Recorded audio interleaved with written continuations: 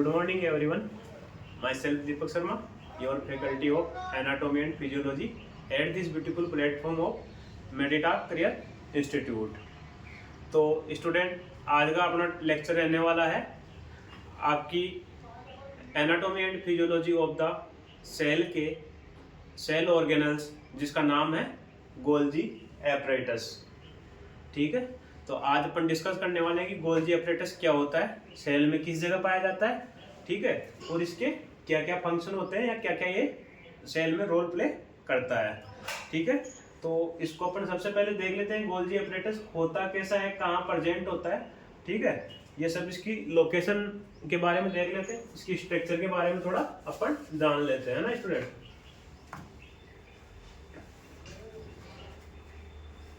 तो इसके लिए क्या करते हैं, सेल का डायग्राम ड्रॉ करते हैं।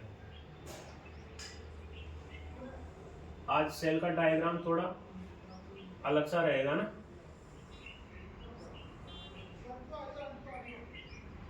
और ये नीचे हो गई आपकी बेसमेंट मेम्ब्रेन, जिसके ऊपर क्या है, सेल लोकेटेड होती है।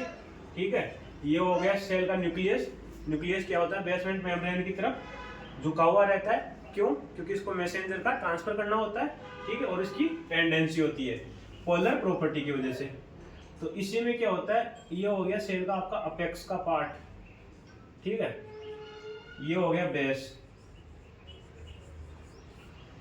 ये हो गया आधार, और वो क्या हो गया आपका अपेक्स पार्ट, है ना। तो अपेक्स और ये हो गया आपका न्यूक्लियस। अपेक्स और न्यूक्लियस के बीच में क्या होता है, एक बाई नहीं, कॉनकेव कॉन्वेक्स स्ट्रक्चर पाई जाती है, जो इस हिसाब से होती है। कुछ उसकी स्ट्रक्चर ऐसे होती है।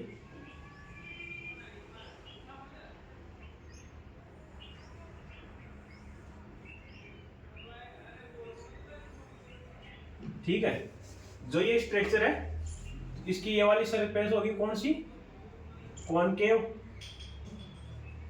ठीक है, और ये वाली सरफेस कौन सी हो गई, कॉन्वेक्स। तो जो कॉनकेव कॉन्वेक्स शेप की स्ट्रक्चर्स होती है, उसको क्या बोलते हैं अपन, गोल्जी एपराइटस। ठीक है, तो इसको थोड़ा डिस्क्राइब कर लेते हैं कि गोल्जी एपराइटस कहाँ कहाँ प्रेजेंट होता है। ठीक है, कैसा होता है, क्या होता है, इसके बारे में जो भी थोड़ा है डिस्क्राइब करके अपन देखते हैं। तो इसमें सबसे पहला पॉइंट देखते हैं अपन डिस्क्राइब में कि गोल्जी एपराइटस इज ए साइटोप्लाज्मिक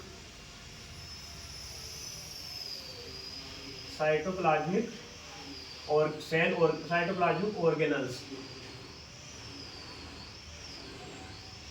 ठीक है, साइटोप्लाज्मिक ऑर्गेनल्स का मतलब क्या हो गया कि सेल का वो ऑर्गेनल्स जो क्या होता है साइटोप्लाज्म में प्रेजेंट है, या साइटोप्लाज्म के अंदर क्या होता है। आपको कल बताया था कि जैसे अपन सेल मेम्ब्रेन के अंदर की तरफ झांकते हैं तो अपने को क्या पता चलता है कि सेल मेम्ब्रेन पूरी एक जिलेटिन लाइक या जेल लाइक सब्सटेंस से फुलफिल है, और उसके अंदर क्या है, कुछ सब्सटेंस है जो कुछ स्ट्रक्चर्स है जो क्या होती है, फ्लोटिंग करती रहती है, घूमती रहती है। ठीक है, तो इसीलिए इसको क्या बोला गया है कि गोल्जी एपराइटस क्या होता है, साइटोप्लाज्मिक ऑर्गेनल्स है। ठीक है, इसके बाद अपन सेकंड पॉइंट देखते हैं इसका कि जो गोल्जी एपराइटस होता है वो क्या होता है, एवरी सेल के अंदर प्रेजेंट होता है। ठीक है, इसके बाद में इसके बारे में थर्ड पॉइंट देखते हैं अपन कि गोल्जी एपराइटस होता है वो क्या होता है, वेरी वेल डेवलप, है ना, कि ज्यादा डेवलप किसके अंदर पाया जाता है कि जो भी सेल क्या होती है, सिक्रेशन का फंक्शन करती है। जो भी सेल सिक्रेशन का फंक्शन करती है उसके अंदर क्या होता है, आपकी गोल्जी एपराइटस ज्यादा मात्रा में पाया जाता है। ठीक है, उसमें वेल डेवलप होता है। तो सेकंड पॉइंट आपका था क्या, Golgi apparatus are present in every cell. ठीक है, देन आपका थर्ड नंबर का आ गया पॉइंट कि very well develop Golgi apparatus are present into secretory cell. तो सिक्रेटरी सेल मोस्टली कहाँ पाई जाती है, अपना जो जीआईटी या ग्लैंड्स होती है उसमें क्या होता है, सिक्रेटरी सेल होती है। ठीक है, तो एग्जांपल के लिए अपन लिख लेते हैं क्या, जीआईटी। जीआईटी की जो भी सेल्स होती है उसमें क्या होता है, आपका गोल्जी एपराइटस ज्यादा डेवलप होता है, मेच्योर पाया जाता है। ठीक है, उसके बाद में क्या होता है, फोर्थ पॉइंट आता है, जो भी उसकी ट्यूबुल्स है, ट्यूबुल्स लाइक स्ट्रक्चर दिख रही है आपको, या सिस्टम, या इनको ट्यूबुल्स बोलते हैं। तो इसमें क्या होता है, प्लेटेड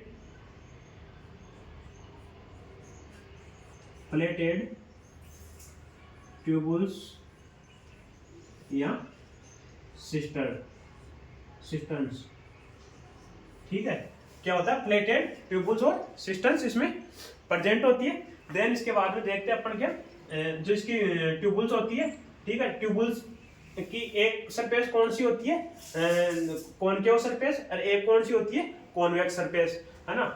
तो जो ट्यूबुल्स होती है इसकी स्ट्रक्चर कैसी होती है, ऐसी।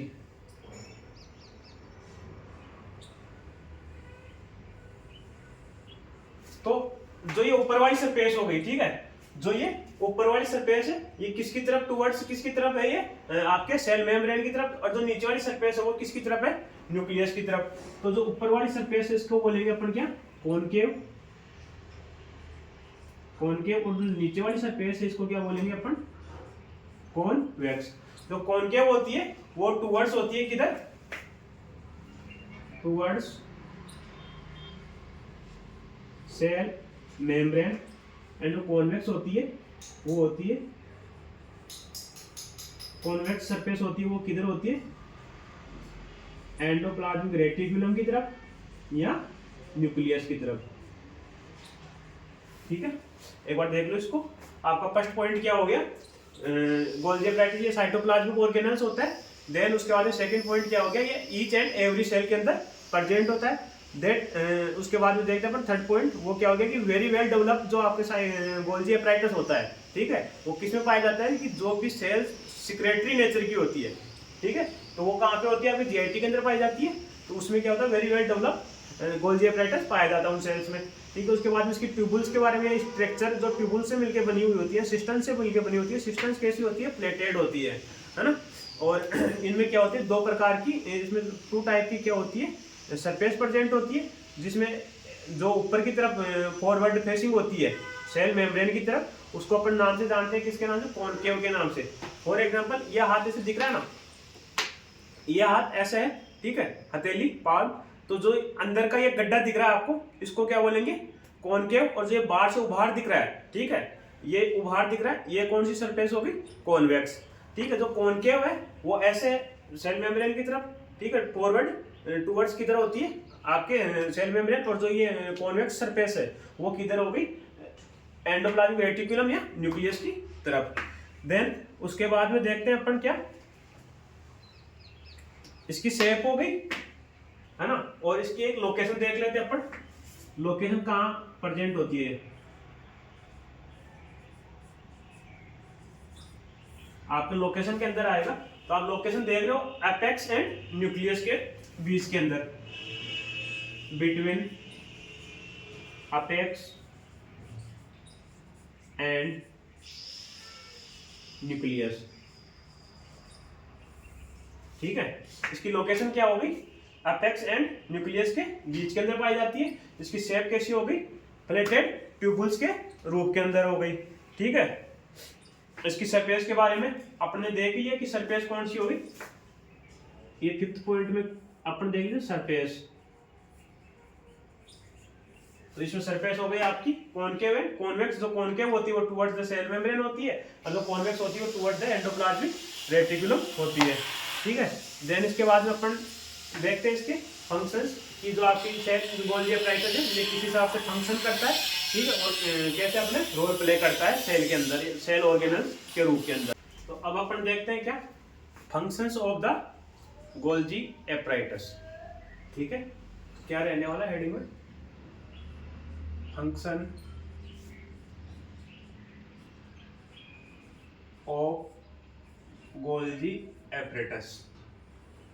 ठीक है, तो उसके लिए क्या फंक्शन देखने के लिए अपन एक बार इसकी गोल्जी एपराइटस की फंक्शनिंग देखेंगे वाया डायग्रामेटिक प्रेजेंटेशन। ठीक है, तो ये आपके नीचे क्या होगी, बेसमेंट मेम्ब्रेन होगी, ये आपका न्यूक्लियस हो गया, ये आपका गोल्जी एपराइटस हो गया। देन ये क्या हो गए, एक स्ट्रक्चर जो अपन ने कल के लास्ट लेक्चर में भी देखी थी, इसको बोलते हैं क्या, endoplasm reticulum. Endoplasm reticulum present कहाँ होती है, आपको जो न्यूक्लियस की न्यूक्लियस मेम्ब्रेन है, न्यूक्लियस की न्यूक्लियस मेम्ब्रेन है और जो सेल मेम्ब्रेन है इसके बीच के अंदर ये पाई जाती है। ठीक है, तो ये जो रेड रेड डॉट के अंदर प्रेजेंट है इनको क्या बोलेंगे अपन, राइबोसोम बोलेंगे। और जिस भी एंडोप्लाज्मिक रेटिकुलम के जिस पार्ट के ऊपर ये राइबोसोम प्रेजेंट होते हैं उसको क्या बोलेंगे अपन, रफ एंडोप्लाज्मिक रेटिकुलम। एंड जिसके ऊपर ये राइबोसोम प्रेजेंट नहीं होते हैं उसको क्या बोलेंगे अपन, स्मूथ एंडोप्लाज्मिक रेटिकुलम। अब जो राइबोसोम होता है, राइबोसोम का क्या फंक्शन होता है, प्रोटीन का सिंथेसिस करना। ठीक है, फॉर एग्जांपल ये राइबोसोम है, ये राइबोसोम यहाँ से क्या कर रहे हैं, प्रोटीन सिंथेसिस करवा रहे हैं। ठीक है, ये क्या करवा रहे हैं, यहाँ पे प्रोटीन सिंथेसिस करवा रहे हैं। अब ये प्रोटीन सिंथेसिस करवाए यहाँ पे, और प्रोटीन ये जो यहाँ पे प्रोटीन के आपको वेसाई मॉलिक्यूल्स दिख रहे हैं। ठीक है, ये प्रोटीन कैसी होती है, वेसाइकल या सेल मेम्ब्रेन में लिपटी हुई होती है, जिसको क्या बोलते हैं अपन, वेसिकल बोलते हैं। ठीक है, अब ये क्या होता है कि सेल, ये जो आपकी प्रोटीन की वेसाइकल होती है वो क्या होता है कि ट्रांसफर होती है किस साइड के अंदर, आपके गोल्जी एपराइटस की जो कॉन्वेक्स सरफेस है ना, कॉन्वेक्स सरफेस, या इसको क्या बोलते हैं अपन, सी फेस भी बोलते हैं ना, सिस फेस। सिस फेस में क्या होता है, इसको कॉन्वेक्स, और जो ऊपर वाली सरफेस होती है उसको क्या बोलते हैं अपन, ट्रांस फेस। ट्रांस फेस के अलावा इसको क्या बोलते, और क्या होता है, ये कॉन्वेक्स होता है। ठीक है, टुवर्ड्स द सेल मेम्ब्रेन हो गया, towards the nucleus and endoplasmic reticulum हो गया। यहाँ तक किसी को कोई दिक्कत नहीं होगी, है ना। अब क्या होता है कि जो आपकी ये प्रोटीन की वेसाइकल होती है, इसको सिंथेसिस किया है किसने, आपके राइबोसोम ने, वो ट्रांसफर होती है आपकी सिस फेस की तरफ, और यहाँ आके क्या होगी, अटैच होगी। देन यहाँ से अटैच होने के बाद में यहाँ पे जाएगी, यहाँ से एक कैप्सूल से, यहाँ एक सिस्टम से अनदर सिस्टम के अंदर जाएगी। ठीक है, यहाँ से होती हुई यहाँ पे जाएगी। ठीक है, तो अब जो यहाँ से ये राइबोसोम से फॉर्मेशन हुआ, सिंथेसिस हुआ प्रोटीन का, ये यहाँ से ट्रांसफर हुई सिस फेस की तरफ, तो इसको किस नाम से जाना जाता है, इसको जानते हैं ट्रांसपोर्ट प्रोटीन या ट्रांसपोर्ट वेसाइकल, ट्रांसपोर्ट वेसाइकल। ठीक है, देन उसके बाद में जो वेसाइकल क्या हुआ, यहाँ आ गई। ठीक है, इसको क्या बोलेंगे अपन, ट्रांसफर वेसाइकल, ट्रांसफर वेसाइकल। ठीक है, देन इसके बाद में क्या होता है कि जो ये वेसाइकल्स होती है ये आगे की तरफ मूव करती हुई यहाँ पे आ जाती है। ठीक है, यहाँ पे आके रिलीज हो गई, रिलीज हो गए, ये क्या करती है, सेल मेम्ब्रेन की या सेल सरफेस की तरफ जाएगी और वहां जाके अपने आप को रिलीज कर देगी, जो भी इसमें सब्सटेंस होगा उसको सिक्रेट कर देगी। तो इसलिए यहाँ पे जो वेसाइकल आती है उसको क्या बोलते हैं, सिक्रेटरी वेसाइकल। ठीक है, तो जो आपकी ट्रांसपोर्ट वेसाइकल होगी, तो ट्रांसपोर्ट वेसाइकल किसको कहां से होती है, ये होती है आरईआर एंडोप्लाज्मिक रेटिकुलम से लेके आरईआर एंडोप्लाज्मिक रेटिकुलम या rough endoplasmic reticulum to the cis face of Golgi apparatus. ठीक है, और जो इसके देन सेकंड होगी कौन सी, आपकी ट्रांसफर वेसाइकल। ट्रांसफर वेसाइकल कहां से कहां तक मूव करती है, ये किसको ट्रांसफर वेसाइकल बोलते हैं अपन, कि जो vesicle which vesicle are move this vesicle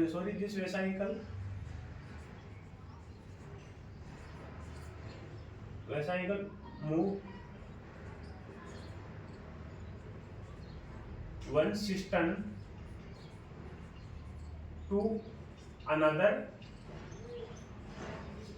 system। ठीक है, या वन ट्यूबुल से दूसरे ट्यूबुल्स के अंदर जो वेसाइकल प्रेजेंट ट्रांसफर हो रही है उसको क्या बोलेंगे अपन, transfer vesicle. Then secretory vesicle होती है, ये क्या होती है, ये होती है आपकी ट्रांसफेस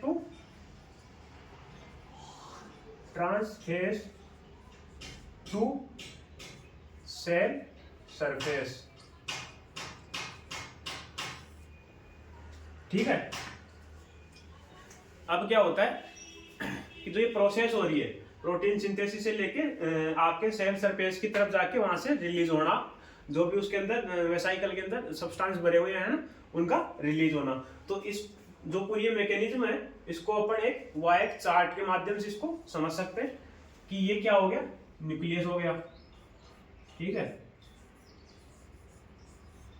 ये आपका न्यूक्लियस हो गया। अब न्यूक्लियस की क्या है, न्यूक्लियस की जो न्यूक्लियर मेम्ब्रेन है उससे क्या होता है, अटैच होता है कि आपके एंडोप्लाज्मिक रेटिक्यूलम, ठीक है, ये हो गई आपकी एंडोप्लाज्मिक रेटिक्यूलम। जिस एंडोप्लाज्मिक रेटिक्यूलम के ऊपर क्या होता है, राइबोसोम प्रेजेंट होता है, उसको क्या बोलते हैं अपन, रफ एंडोप्लाज्मिक रेटिक्यूलम। यहां से क्या होगा, प्रोटीन सिंथेसिस होगा, ठीक है, और प्रोटीन सिंथेसिस यहाँ से प्रोटीन सिंथेसिस होगा और वो कहाँ तक जाएगा, आपके गोल्जी एपरेटस तक, ठीक है। एंड देन गोल्जी एपरेटस से कहाँ जाएगा, आपके सेल सरफेस। गॉट इट, यहां तक किसी को प्रॉब्लम नहीं होगी कि न्यूक्लियस है आपका, ये न्यूक्लियस हो गया, ठीक है, ये न्यूक्लियस की न्यूक्लियर मेम्ब्रेन है। यहाँ से क्या होगा, आपका एंडोप्लाज्मिक रेटिकुलम हो गया। जिस भी एंडोप्लाज्मिक रेटिकुलम में राइबोसोम प्रेजेंट होते हैं उसको क्या बोलते हैं, रफ एंडोप्लाज्मिक रेटिकुलम। यहाँ से प्रोटीन सिंथेसिस होगी आपकी, ठीक है, रफ एंडोप्लाज्मिक रेटिकुलम में क्या होगा, प्रोटीन सिंथेसिस होगी, प्रोटीन सिंथेसिस, ठीक है। जो भी प्रोटीन सिंथेसिस होगी वो कहां तक जाएगी, गोल्जी एपरेटस तक, और गोल्जी एपरेटस से कहां पे जाएगी, सेल सरफेस। एंड वहां पे क्या होगा, एक्सोसाइटोसिस एंड रिलीज। वहां पे जाने के बाद क्या होगा, एक्सोसाइटोसिस हो जाएगा और उस प्रक्रिया के माध्यम से जो भी उसके अंदर सब्सटेंस फिल होगा वो क्या होगा, रिलीज हो जाएगा। अब क्या होता है कि आपका जो न्यूक्लियस है, ठीक है, अभी अपन ने देखा तो न्यूक्लियस के पास में न्यूक्लियस की न्यूक्लियर मेम्ब्रेन होती है, वहां से क्या चालू होता है, आपके एंडोप्लाज्मिक रेटिकुलम चालू होता है। जिस भी एंडोप्लाज्मिक रेटिकुलम पे क्या होता है, राइबोसोम प्रेजेंट होता है, ठीक है, उसको क्या बोलते हैं, रफ एंडोप्लाज्मिक रेटिकुलम। अब इसी को देखते हैं कि आगे देखते हैं, इसको कंटिन्यू करते हैं चार्ट के फ्लो चार्ट के अंदर, है ना, जो भी इसकी ये फिजियोलॉजी है उसको समझने के लिए, ताकि अपने को समझने में ये इजी रहेगा, है ना। तो जो एक बार इसको मैं आपको बोल के बता देता हूँ, उसके बाद में इसको चार्ट के अंदर क्या करेंगे, इसको ड्रॉ करेंगे। तो इसमें क्या होता है कि जो न्यूक्लियस होता है ना, न्यूक्लियस की न्यूक्लियर मेम्ब्रेन है, उससे क्या अटैच है, आपकी एंडोप्लाज्मिक रेटिकुलम। अब एंडोप्लाज्मिक रेटिकुलम में क्या होता है कि the endoplasmic reticulum are attach या connected with the nuclear membrane. Then इसके ऊपर क्या होता है, राइबोसोम आपका प्रेजेंट होता है। एंड जिस भी सरफेस के ऊपर राइबोसोम आपका प्रेजेंट होगा उसको क्या बोलेंगे अपन, रफ एंडोप्लाज्मिक रेटिकुलम या RER, ठीक है। अब जो ये राइबोसोम होता है, तो राइबोसोम क्या होता है कि factory of the protein synthesis, ठीक है। राइबोसोम का फंक्शन क्या हो गया, आपका प्रोटीन सिंथेसिस का, प्रोटीन का सिंथेसिस करना, ठीक है, इसलिए क्या हो गया, प्रोटीन सिंथेसिस की फैक्ट्री हो गई। देन उसके बाद में क्या होता है कि जो भी ये प्रोटीन सिंथेसिस कर रहा है राइबोसोम, ठीक है, ये सारी प्रोटीन क्या होता है, एक मेम्ब्रेन लाइक स्ट्रक्चर से बाउंडेड होती है, जिसको अपन बोलते हैं क्या, प्रोटीन वेसाइकल, ठीक है। अब सब प्रोटीन राइबोसोम ने क्या किया, प्रोटीन का सिंथेसिस कर दिया, प्रोटीन को सिंथेसिस करके इसको आपका सेल मेम्ब्रेन से क्या, सेल मेम्ब्रेन नहीं, मेम्ब्रेन से क्या है, इसको बाउंडेड कर दिया, जिसको अपन ने क्या बोला, किस नाम से जानते हैं अपन, प्रोटीन वेसाइकल के नाम से। देन उसके बाद में क्या होता है कि जो ये प्रोटीन होती है, ठीक है, इसका मैच्योरेशन होता है, ठीक है, इसको स्टोर किया जाता है ना, और क्या इसका मैच्योरेशन होता है, इसमें काट छाट की जाती है, जितनी भी काट छाट होती है ना वो सारी कहाँ पे होती है, एंडोप्लाज्मिक रेटिकुलम में। वहां से देन ये रिलीज होती है, रिलीज होने के बाद में आती है गोल्जी एपराइटिस के पास में। तो गोल्जी एपराइटिस की जो सिस फेस होती है या कॉन्वेक्स फेस है, वहां पे आके ये अटैच होगी। तो जहां से प्रोटीन वेसाइकल एंडोप्लाज्मिक रेटिकुलम से रिलीज हुई, वहां से लेके और जो आपका गोल्जी एपराइटिस की सिस फॉर्म है ना, या सिस फेस है या कॉन्वेक्स फेस है या सरफेस है, वहां तक जो आपकी प्रोटीन वेसाइकल पहुंच रही है, उसको किस नाम से जानते हैं अपन? ट्रांसपोर्ट वेसाइकल के नाम से, है ना। ट्रांसपोर्ट वेसाइकल कहां से कहां तक होगी? रफ एंडोप्लाज्मिक रेटिकुलम से लेकर के सिस फेस ऑफ गोल्जी एपराइटस, ठीक है। देन उसके बाद में क्या होता है कि जो गोल्जी एपराइटस होती है वो मूव करती है cis face to trans face and one system to another system, ठीक है। जो ये एक गोल्जी एपराइटस के पास आने के बाद में जो आपकी प्रोटीन वेसाइकल है वो आगे की तरफ मूव कर रही है, उसको क्या बोलेंगे अपन? Transfer vesicle. अब जैसे ये ट्रांसफर वेसाइकल क्या होती है, एक सिस्टम से अनदर सिस्टम, अनदर से टू अनदर जाती जाती ऊपर तक मूव कर जाती है, लास्ट सिस्टम तक पहुंच जाती है। अभी आपको पहले बताया नहीं, जो ये सिस्टम होती है, ट्यूबुल्स होती है प्लेटेड, इनकी नंबर्स होते हैं ना, वो नंबर्स होते हैं 2 to 10, ठीक है। 2 से लेके 10 तक ये वेरिएंट मतलब वेरी करते हैं आपकी सेल के अकॉर्डिंग है, सेल के फंक्शनिंग के अकॉर्डिंग, ठीक है। तो जो आपकी ट्रांसफर वेसाइकल है, ट्रांसफर वेसाइकल कहां तक पहुंच गई? आगे आपके जो लास्ट की ट्यूबुल्स थी, सिस्टम थी ऊपर वाली, वहां से जाके क्या हुआ? रिलीज हो गई, ठीक है। उसके बाद में वहां तक जाती जाती क्या है, वो जो वेसाइकल थी वो कंप्लीटली मैच्योर हो गई।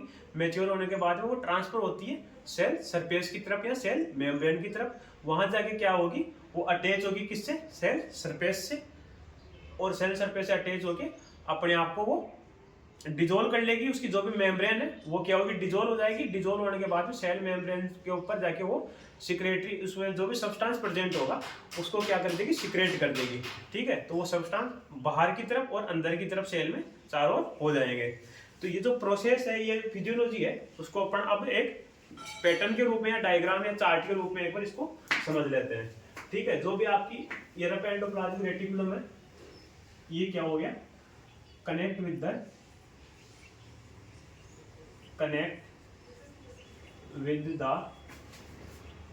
न्यूक्लियर मेम्ब्रेन, ठीक है। देन इस पे क्या होता है? राइबोसोम प्रेजेंट होता है। राइबोसोम क्या होता है? फैक्ट्री ऑफ द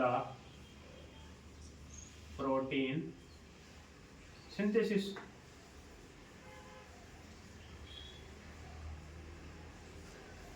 जो ये प्रोटीन होती है, ठीक है, ये प्रोटीन क्या होती है? Bounded. This protein are bounded by the membrane and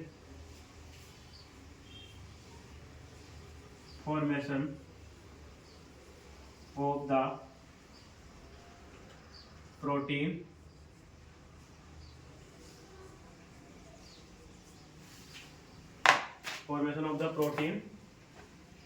vesicle, ठीक है। यहां तक क्या हुआ? आपका फॉर्मेशन हो गया किसका? प्रोटीन वेसाइकल का। देन ये क्या होगी? मैच्योर होगी। कहां पे? मैच्योरेशन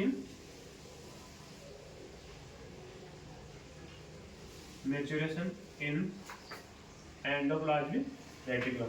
एंडोप्लाज्मिक रेटिकुलम इसका मैच्योरेशन होगा एंड ये क्या होगी? बाउंडेड होगी मेम्ब्रेन से। तो उसको क्या और किसका फॉर्मेशन करेगी? प्रोटीन वेसाइकल का। देन ये प्रोटीन वेसाइकल क्या होगी? ट्रांसफर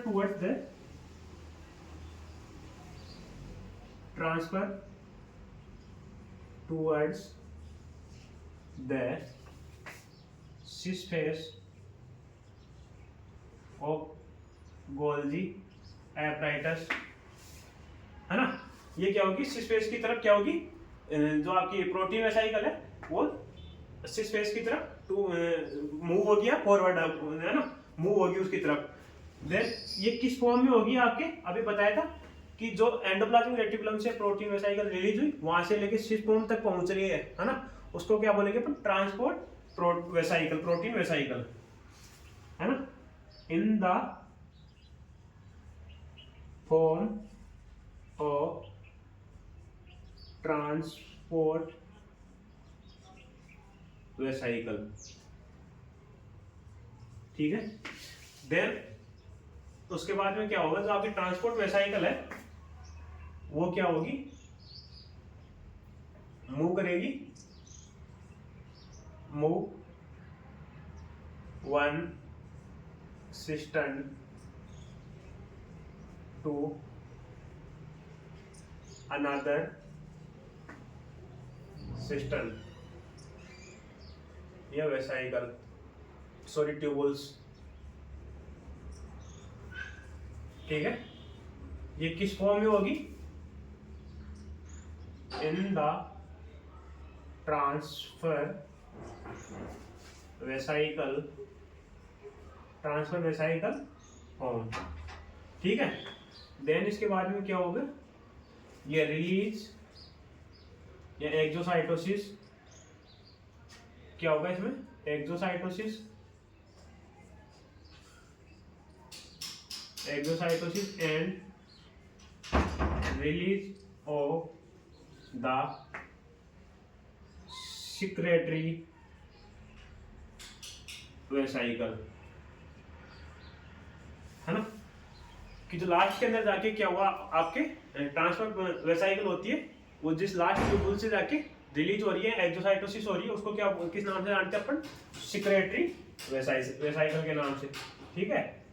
देन क्या होगा, this secretory vesicle are towards या move towards the cell membrane, cell surface, है ना, तो secretory vesicle move towards the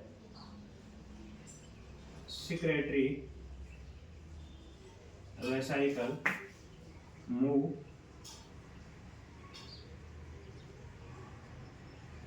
towards the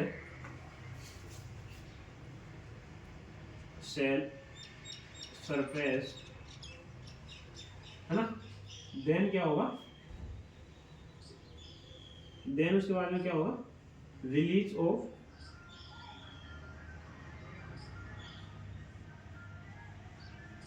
membrane of vesicle, vesicle are dissolve and substance are released,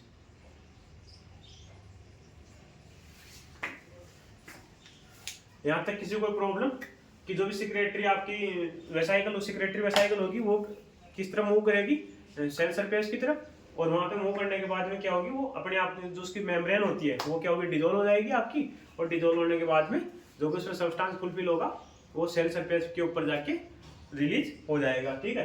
और जो cell surface के ऊपर जाके वो रिलीज होगा, फॉर एग्जांपल ये आपकी सेल सरफेस है, ये यहाँ पे सिक्रेटरी वेसाइकल आई, एंड देन ये यहाँ पे आके ये इसकी मेम्ब्रेन डिसॉल्व हो गई, और ये सेल मेम्ब्रेन के बाहर इसके जो सिक्रेटरी सब्सटेंस थे वो बाहर की तरफ निकल जाएंगे, ठीक है।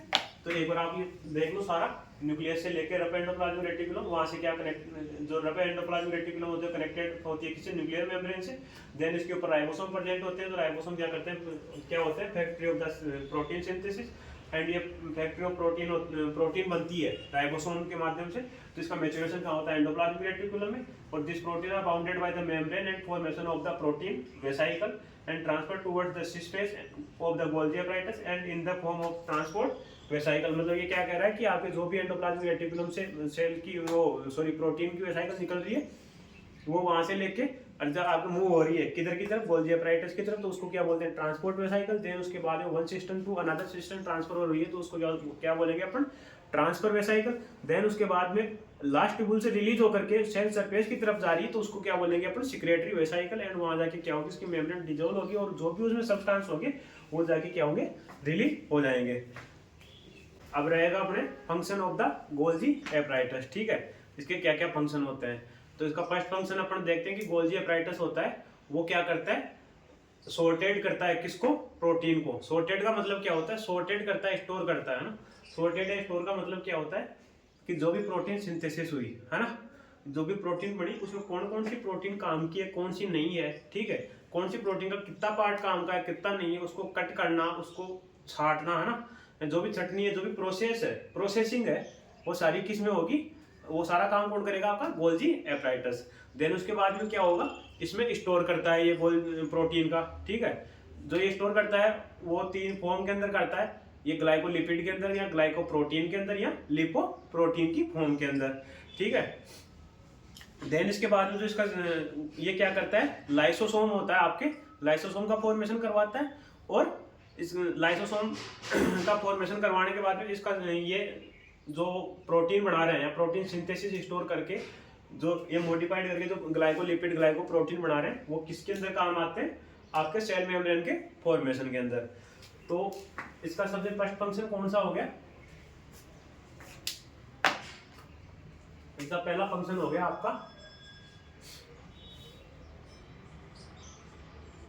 Sorted, store and processing of the protein, ठीक है। देन इसका सेकंड वर्क कौन सा होगा, स्टोर ऑफ द प्रोटीन। जो ये स्टोर करता है ये किस किस फॉर्म में करता है, आपके ग्लाइको प्रोटीन, ठीक है। सेकंड फॉर्म कौन सी होती है, glycolipid, and then lipoprotein, ठीक है। ये क्या हो गया इसका, ये क्या कर रहा है, मॉडिफिकेशन,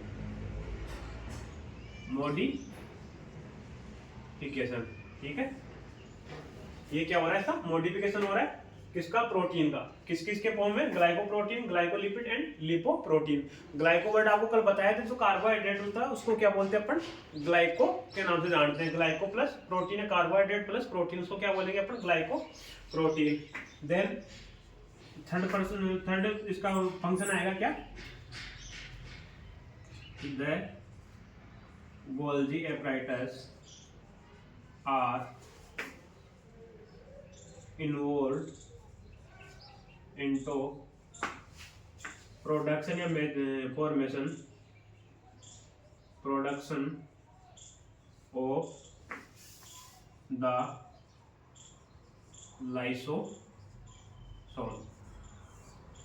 ये लाइसोसोम को बनाने में क्या करता है, इन्वॉल्व रहता है, लाइसोसोम बनाने में मदद करता है, लाइसोसोम का निर्माण करता है, ठीक है। लाइसोसोम कौन बनाता है, आपका गोल्जी एपराइटस, ठीक है। होता क्या है lysosome, lysosome is very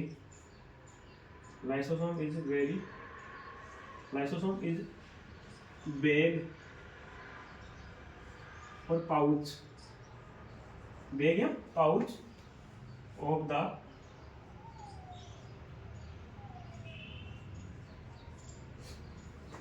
very lysosome is bag or pouch of the very high hydrolytic enzyme,